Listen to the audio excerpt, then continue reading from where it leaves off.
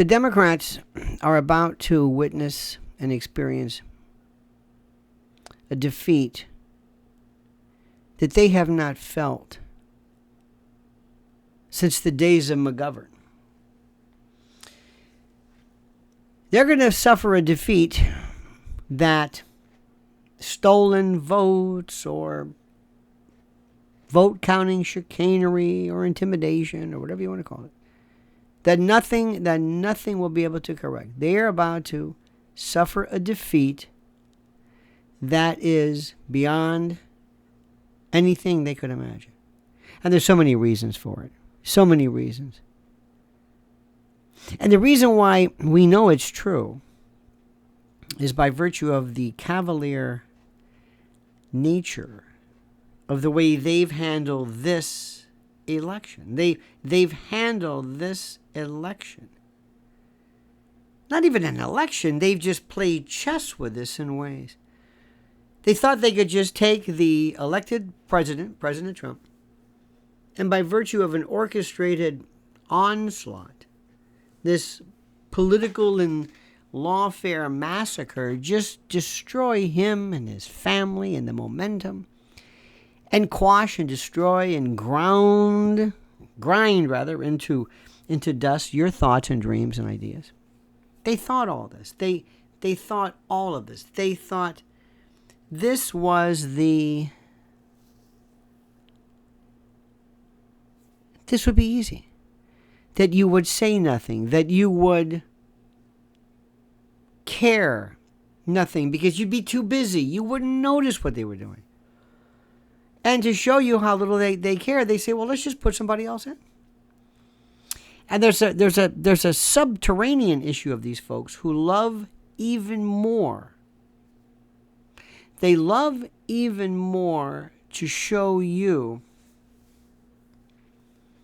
this contempt.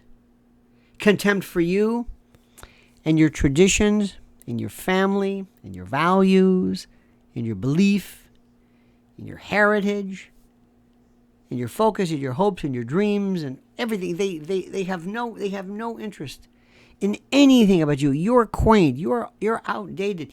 You don't understand. This is a new day. These are new people. These are new people with new pronouns and these are LGBTQIA2 spirit, purple-haired people with barbells and posts and studs and tattoos, and we don't care who you are. We don't care what you think. We're going to go into your schools and into your libraries, and we're going to do everything in your power. You simply don't understand. They never cared about you, and they always thought you would just take it. They thought you would just say, "Oh well, maybe this isn't our time. Maybe this wasn't our election," and it happened over and over and over again. But they never saw Donald Trump coming. They still don't understand.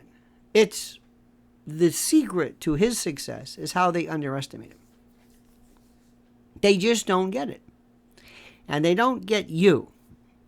They have such contempt for you. They hate you.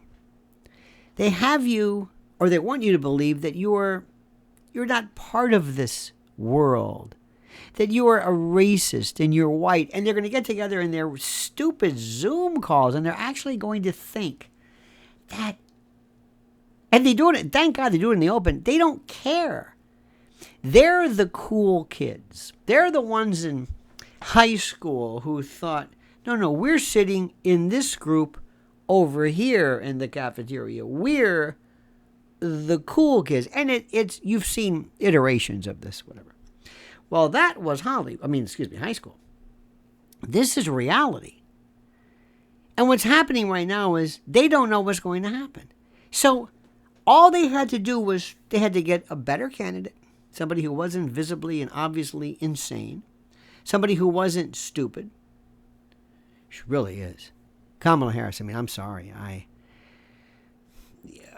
And her speaking style is not just somebody who's rather quirky, but somebody who really is demented. Seriously demented. Okay? No matter how you want to look at it, no matter how you want to see it, there's something very, very, very wrong with her. But they don't care because they're smarter than you. You see, they don't care what you think. You know what? So what?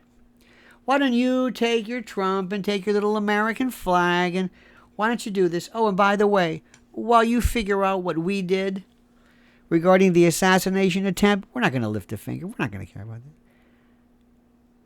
We basically put a hit out on your guy by having nobody watch him. We may have heard about this guy, may not have heard about this guy. It might have been my hop or lie hop. Made it happen on purpose, let it happen on purpose. But we sent Cheadle and we sent this Melissa McCarthy, little Secret Service Barbie, roly-poly butterball out there, little Sally Holster fumbling for her weapon. And we have such contempt for you. We have such hatred for you. And we still never found out anything about that day. We almost took your beloved Trump out, and you had nothing to say. And you still don't. Why don't you call your friend Jimmy Jordan? Maybe you can have a little hearing. Maybe John Kennedy can wax cornpone and be like Foghorn Leghorn and talk about his coon dog named Jerry. Or some other stupid story. Maybe Marsha Blackburn can stand up and maybe follow Cheadle and kind of yell at her. A lot of good, YouTube stuff and social media stuff, but we're not going to lift a finger. We almost took, if this were us, if you did this to us, we almost put your president in prison because of a trespass that occurred at the Capitol. See, we mean business. We go in for the kill. You don't. You don't do it. You go on, Neil Cavuto or something. Well, that changes now. That changes now, and they are not going to even know what hit them. And that's the thing that's important. That's what's critical. All right, dear friends. Thank you for watching. Have a great and glorious day. Please subscribe to the channel. Please like the videos. Please hit that little bell so you're notified of live streams and new videos. And whatever you do, I beg, beseech, implore, importune, and entreat you to comment as you see fit.